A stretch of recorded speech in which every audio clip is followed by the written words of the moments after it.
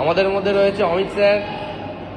Amit sir এখন চলে এসছে জয় হিন্দ হল অডিটোরিয়ামে চিফ গেস্ট। আমাদের চিফ গেস্ট ব্যাস।